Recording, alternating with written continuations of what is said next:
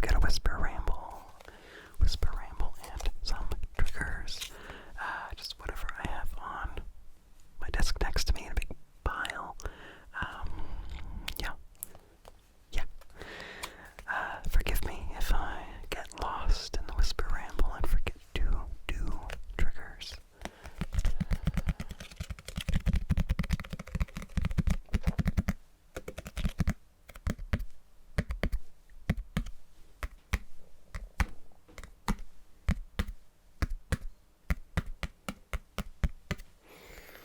So, it seems like I've been gone a while. I'll tell you about that. For a while there, I was posting every day for a short while. It was great.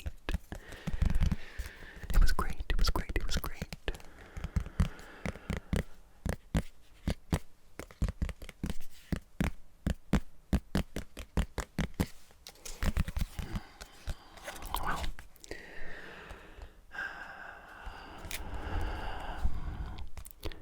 there was a day, this was a couple weeks ago, there was a day that my daughter had a fever at night. It was like 104, but with medicine it came down.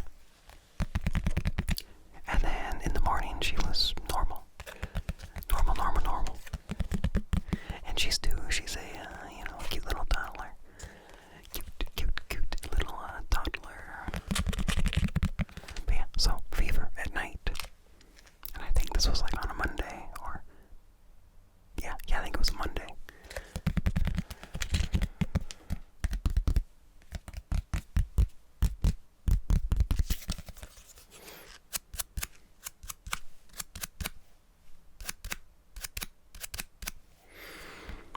So yeah, big fever at night.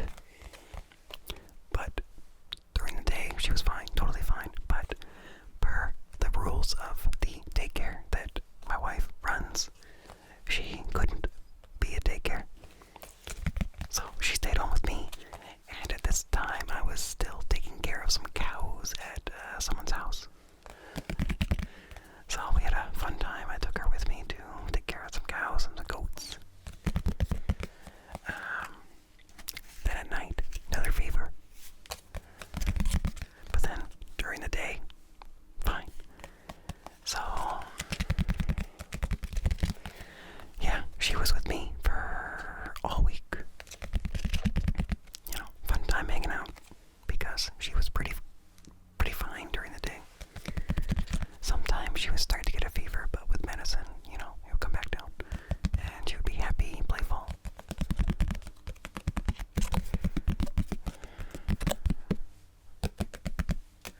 And yeah, come and take care of the cows with me, and she had a great time.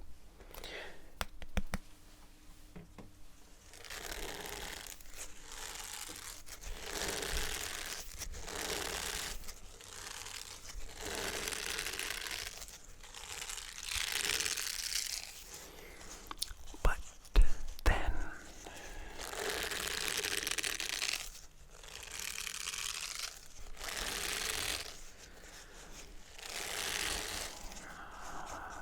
Thursday night, I don't know, my sense of time the last couple weeks is bad. So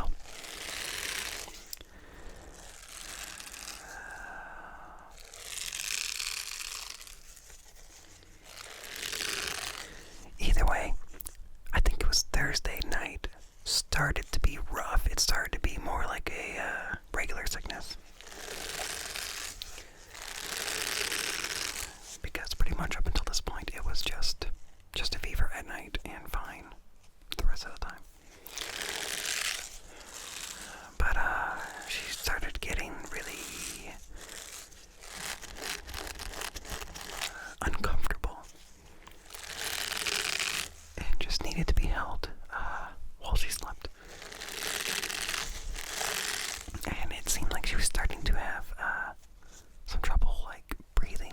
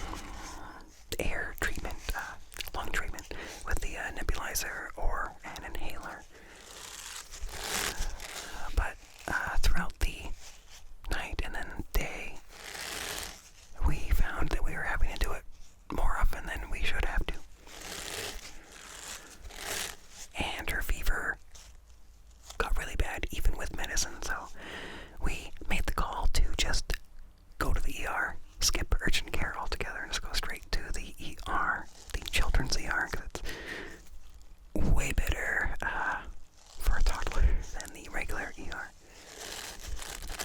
And yeah, her oxygen was low, even though we had been giving her lots of treatment.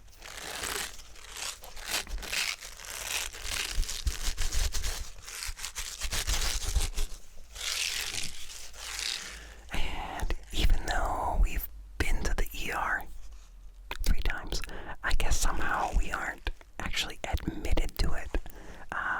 Maybe that's just because we haven't had to stay overnight. I'm not really sure. But she's definitely received treatment in the ER. So, for the albuterol nebulizer, they generally tell us you can do 1 treatment every 4 hours. Like, you can do it sooner, but you really want to do it every 4 hours. And yeah, so 1 tube every 4 hours. At the ER, they did 3 tubes worth of liquid. And that took a while. And she was not happy. And, you know, she really hates being at the hospital. Such horrible anxiety, it's really sad. Like, it's really heartbreaking. Any transition, switching from me to my wife, or from my wife to me, being held, she cried horribly. Anytime anyone entered the room, she would cry. It was bad. And yeah, anyway, the nebulizer treatment. So, in general, at home, we're supposed to do 1 tube every 4 hours as needed. But they put 3 tubes worth of medicine in the nebulizer, and, you know, did that. And after that, like, 40 minutes, they weren't satisfied with her progress. So we did 3 more tubes.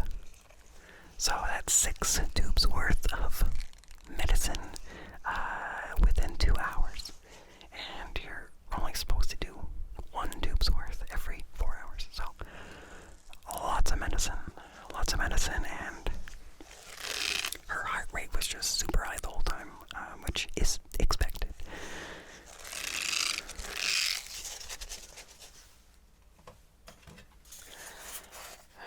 Constantly, the monitor was beeping at us because, yeah, her heart rate was like 170 for hours.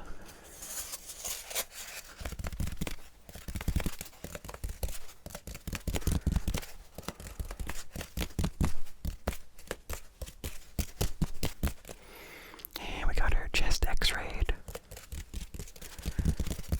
And that was unpleasant for her. Even though all she had to do was sit on the hospital bed.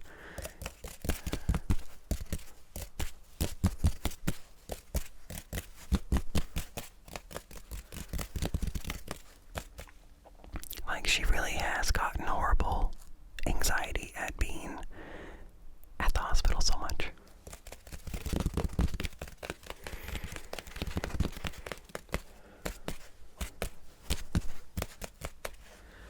So, they said it looks like she was starting to get pneumonia, and so they gave us some medicine for that.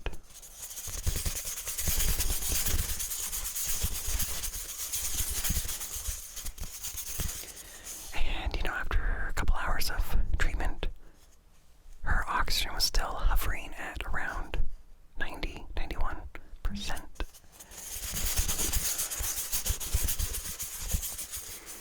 But the doctor said that's actually expected after having so much albuterol. Usually, it opens up like your lungs and helps you breathe, but I guess when you have that much, it's actually expected to lower it a little bit. So after that reassurance, and him specifically saying that's totally fine in this situation, and that's pretty much all they could do for us. We felt okay going home.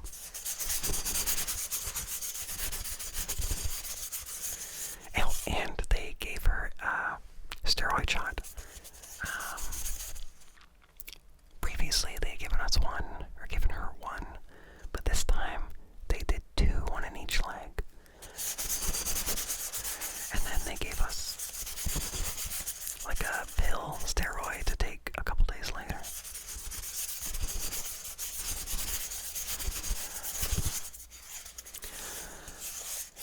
And she fell asleep at home very easily. It was just, such a big, dramatic day that, she fell asleep easy, slept pretty much through the whole night.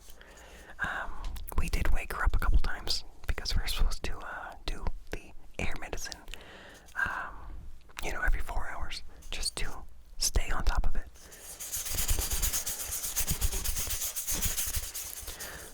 But the next 3 days after that were some of the worst days ever of parenting.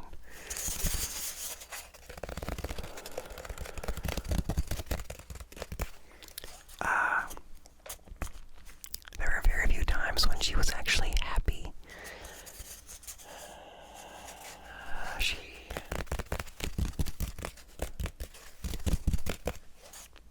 We let her watch a lot of Bluey, because that's like a nice comfort show. But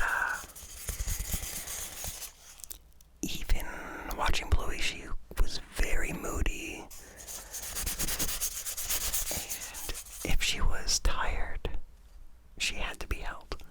Like, she would not let you put her down. So nap time and actual nighttime, you pretty much just had to hold her. You could try transferring her to her bed when she fell asleep, but she would wake up shortly after and scream. Like, it's the most screaming she's ever done.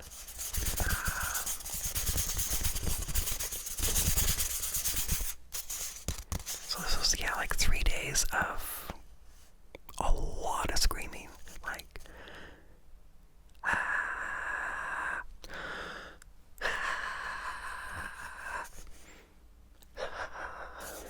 a scream every breath for like an hour at a time. And in the beginning, we're just thinking this is like she has like PTSD from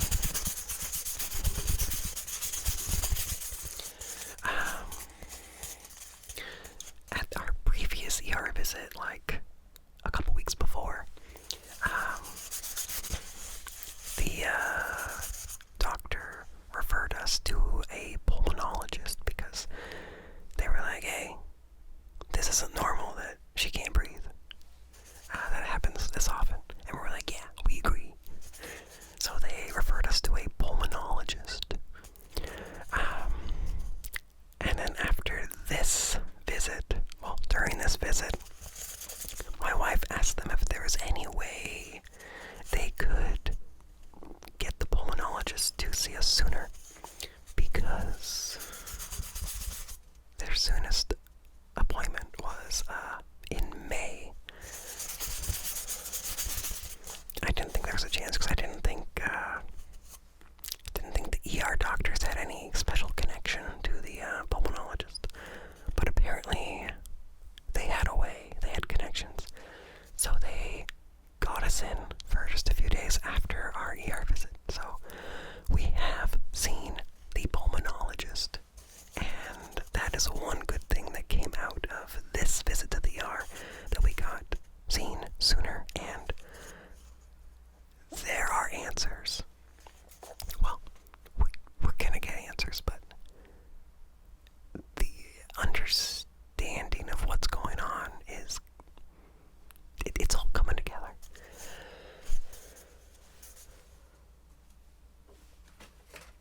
Here, I got some gloves.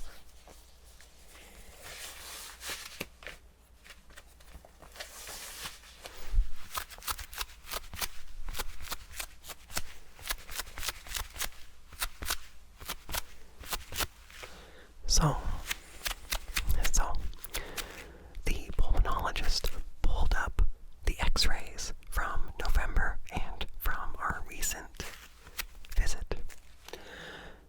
No one had ever shown us these x-rays, and I'm kind of baffled at that, because they do show something going on.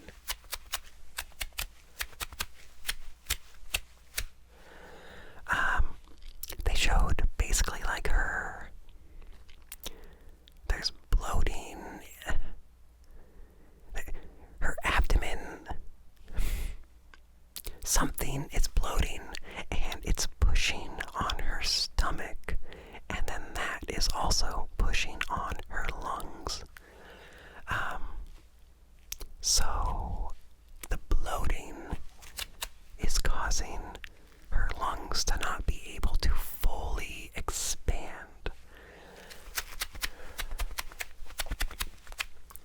And so it doesn't seem to be all the time that it's like that, but when she has a sickness that triggers some kind of bloating in her gut, and then that causes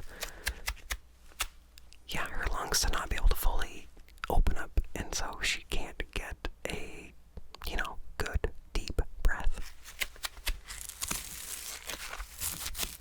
So the doctor does think that she has asthma, but that's not really the main problem. And he said something about like a slow emptying stomach, and that is actually something that the GI doctor that we saw a while ago was thinking that it was. So it's great that that lines up. We haven't been able to confirm these things. We were supposed to get some tests done when we saw the GI doctor, but since she was sick at that time, he didn't want us to get them done yet.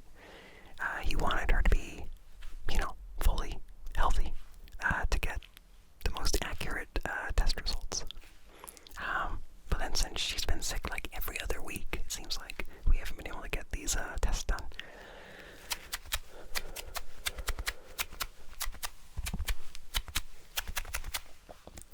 But after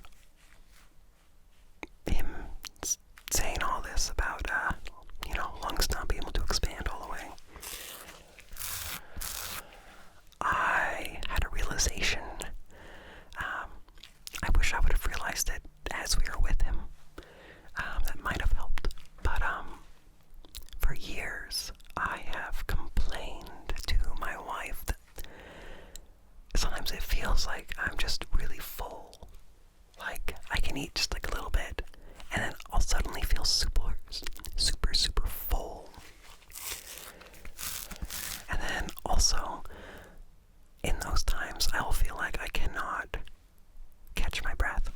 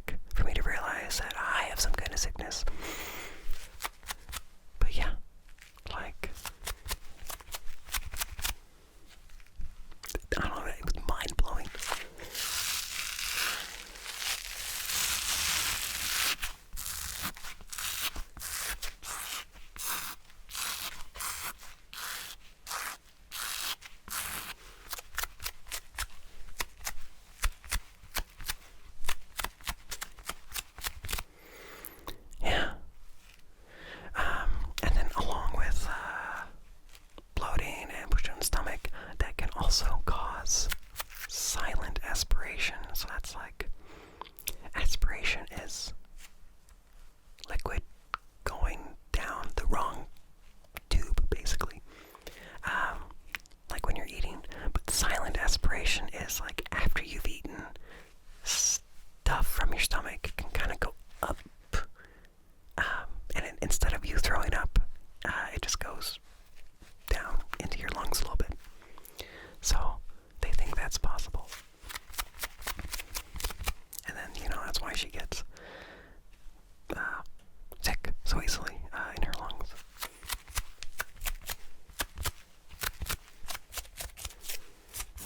So they want us to get a swallow test done, which I don't know how we're gonna do that because she will probably not want to swallow anything.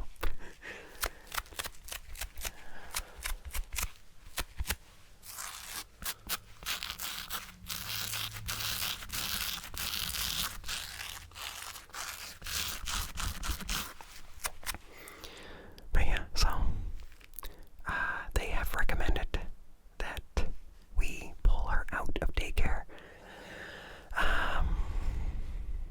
because she gets sick too easily. At least pull her out until we get this figured out. Because we can't keep going to the ER every 3 weeks. But, plot twist. I live in Washington and we have paid family leave if you have worked enough hours in the qualifying period.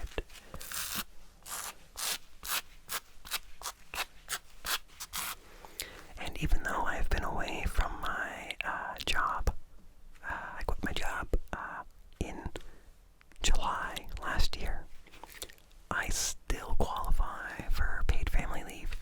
So, I get to stay home a little bit longer. And now I get to actually be paid for it. I mean, assuming my paperwork is approved. But I don't see why it shouldn't be. So, yeah, it really has cut into my recording time. But I realize my recording time was already going to get cut into because I realized why I don't record during the day. I mean, I have been for a few months.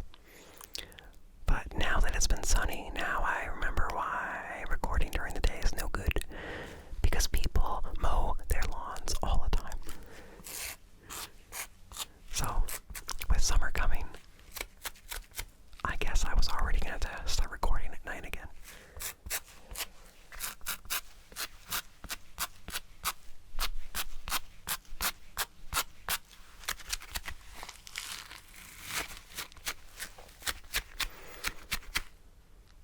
Yeah, it was sunny a couple hours for a couple days. And yeah, lots of lawn mowing in those few sunny hours.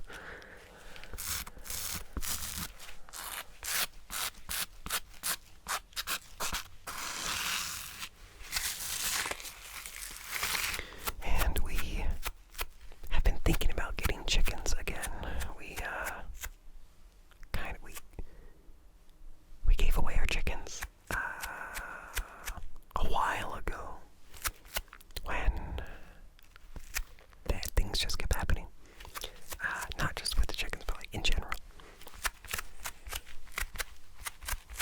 But now that we know I'm gonna be home, and no more tragedies should happen, I am cleaning up the chicken coop. I sanitized it, hardcore cleaned it, and yeah, I'm gonna get chicks. We used to have 9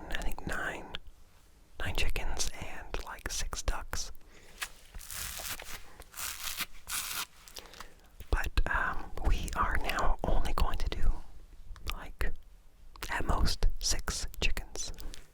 6 chickens. And I live right next to a farm store, like a block away. So we found out when they get their chicks in, well, you know, a 3-day period when they should get them. Because they go fast these days. I guess everyone is doing chickens.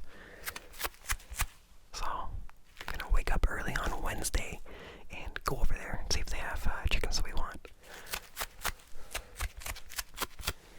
And if they don't get them on Wednesday, I'm gonna wake up early on Thursday.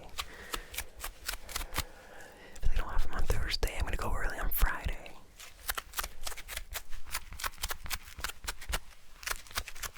One of those days, they should get the chicks in.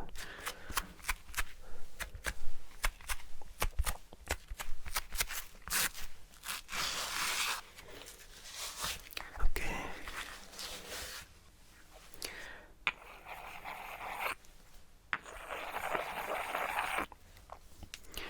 Previous times that we have had baby chicks, we have had them in the basement. In a really big planting container.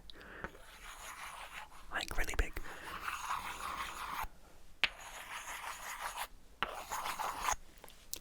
But I don't want them down here. Because I can't have their little beeps in the background. Their little scurrying around.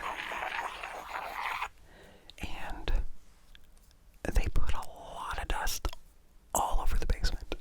Like, they are contained, but they spread dust everywhere.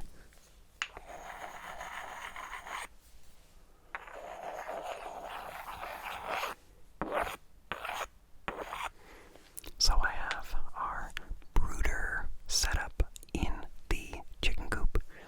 I have secured the chicken coop a lot better than it was.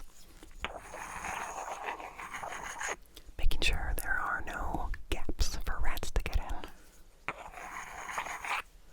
Or any other predators. I tested out the heat lamp to make sure that even outside I could heat up an area to the appropriate temperature.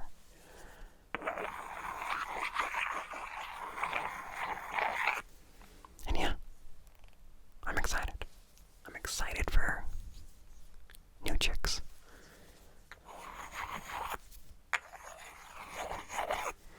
And I think this will be a nice experience to have chicks with my daughter. Good learning for her. Now, I don't know if we're really going to show her the actual baby chicks because she is really passionate about grabbing and squeezing. So I don't know if we should show her them. At least until they're a little bit older.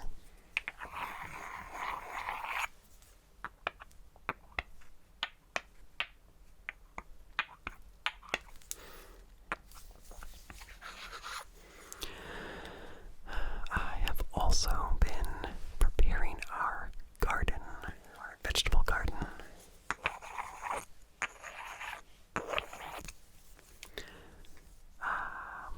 We did have a lot of wood chips. On top of the garden. You don't mix them in. It's the back to Eden gardening method. I was skeptical at first, but after trying it out, it seems to work. It holds the moisture in. I did not have to water the garden. Like, throughout the year when we did it, I only watered a couple times when it was like the hottest days of the summer. And it kept the weeds down so good. Anyway, we had to get a new septic system put in. And that just... all the wood chips got mixed in. So... yeah, just plain dirt. And weeds grew, and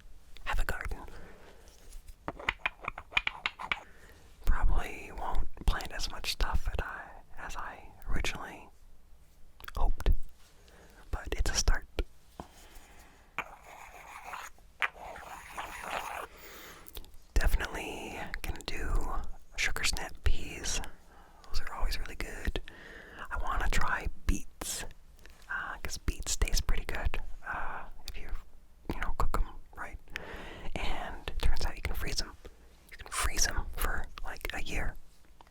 I guess you can also freeze the peas, and they still have a fine texture. And I want to go pumpkins. I already have my garlic planted, last fall, and it's growing good. We have pumpkins, tomatoes. Can I do tomatoes? I got some eggplant seeds.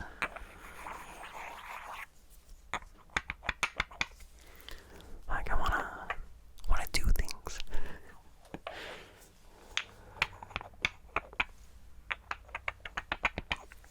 I might do some potatoes, but I just feel a little uncomfortable. Like I don't want to cut into a potato and there's like bugs.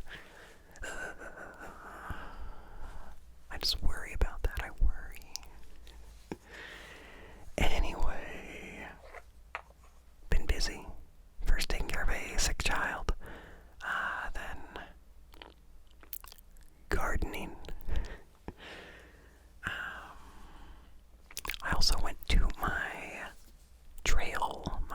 Adopt a Trail section, and there's so many blackberries.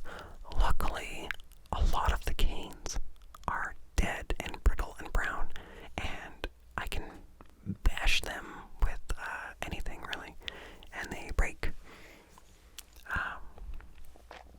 There's just so much of it though that it's not a job for one person. It's much bigger. But yeah, I emailed the guy in charge of Adopt a Trail for our city, and I think he's gonna